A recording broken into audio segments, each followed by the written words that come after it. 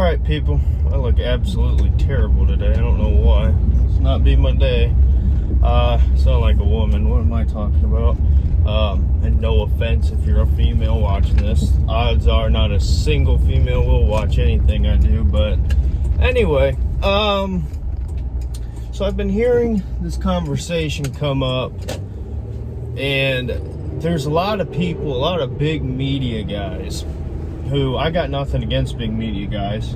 A lot of times they're great, but a lot of these big media guys are saying the conversation of, is Baker Mayfield better without OBJ? That's absolutely ridiculous. How can you even suggest that? Like, that's not even possible. That is not a possibility, because, you know, ask any quarterback in the league if they want OBJ. Of course they'll take it. And it's kind of hilarious to me, because I understand what these shows are. These shows are hot takes, meant to get viewership, whatever. And a lot of times they go the route of Colin Cowherd, and they pick a city and a team to hate on, and say just ridiculous things about him. That way that city will click on the videos because, hey, what is he saying stupid about us now? Browns fans, admit it, we've done it, you know, for the last, 2-3 years. But the whole discussion of how can you even suggest that is laughable to me. Because, sure, you know, just because you have a player that has been a great player somewhere else and, you know, very good athlete, great receiver, whatever, that doesn't always mean that everything's just going to fit like a glove. And it does not make sense to me why, when we got Odell Beckham, I was like, oh my gosh, you know, Baker, what he does best, you know, spreading the ball around, finding guys who are open. Beckham being there, I mean, you got Beckham, Landry, you know, that's going to open up everything even more. Well, what actually happened was, not only did Baker not spread it around, what he was doing is he's been locking in on OBJ, and, you know, instead of going from read 1 to read 2, 3, and then back to 1 or whatever, or check down, he's sitting here, he's dropping back, and he's looking at OBJ for way too long. And instead of just saying, okay, he's not getting open, bam, on to the next read, he's staying on OBJ thinking, oh, he'll get open. And by that time, he's got somebody in his face, and he's running outside the pocket, and we all know he's not super fast or super athletic, that he, you know, like a Kyler Murray, that he could just and go. So, I mean, I get it. It sounds crazy. How in the world could Baker be better without a number one receiver, without a superstar? Baker, throughout his career, when he's been best, like, go back to Oklahoma. You know, I had somebody, I can't remember who it was, I was talking to, I think it was somebody in a chat, that was saying, well, Baker had number one at Oklahoma, why didn't it work, or why did it work there and not in Cleveland? Baker didn't really have a clear number one at Oklahoma. Baker had a lot of different guys that were all good. None of them really broke out to be great. He had Hollywood Brown, he had D.D. Westbrook at a time, CeeDee Lamb. I believe CeeDee Lamb was a freshman, so he had some time with him, whatever. But all those guys were not super, like, one of them was not super above the others. They were all just really good as a whole. And I think that's what Baker's best at. Baker does not need a great number one receiver to be successful. He just needs a bunch of good, reliable receivers that when because that's what he does best. I mean, look what he did against the Bengals once Beckham was out. He flowed through his reads and he hit the open man.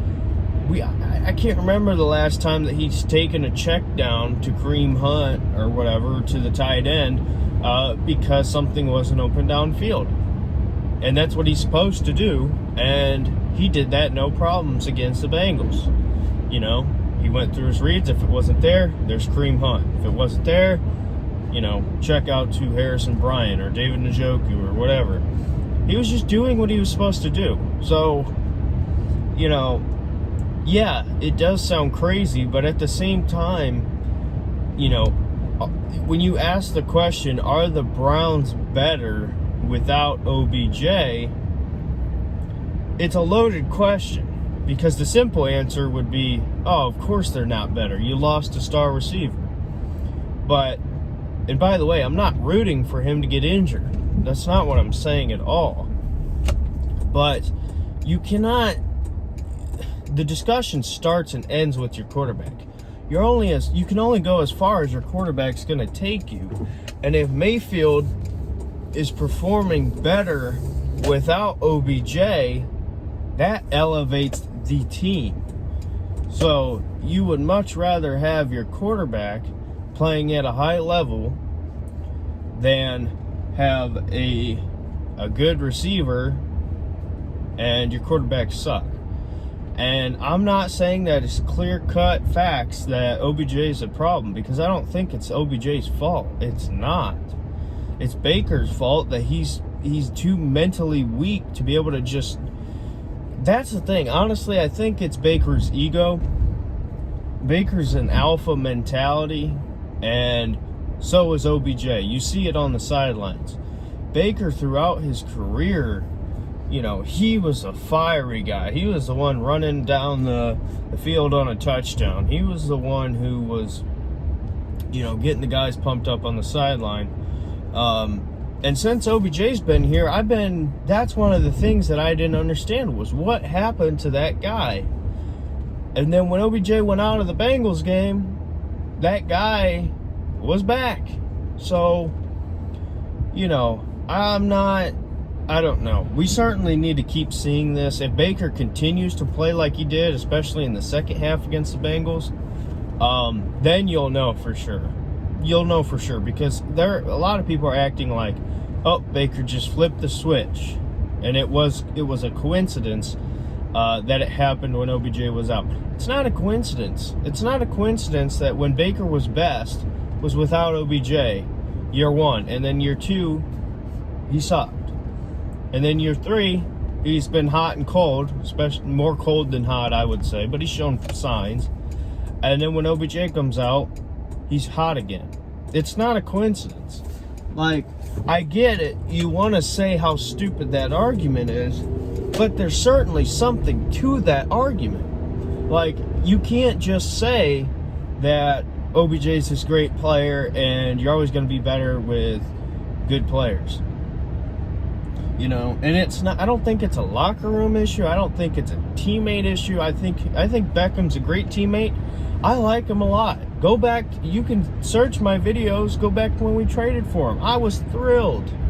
I was absolutely thrilled. Now, I probably said some stupid stuff, but the bottom line is, if you think it's working out with him in Cleveland, you're lying to him. You're lying to yourself.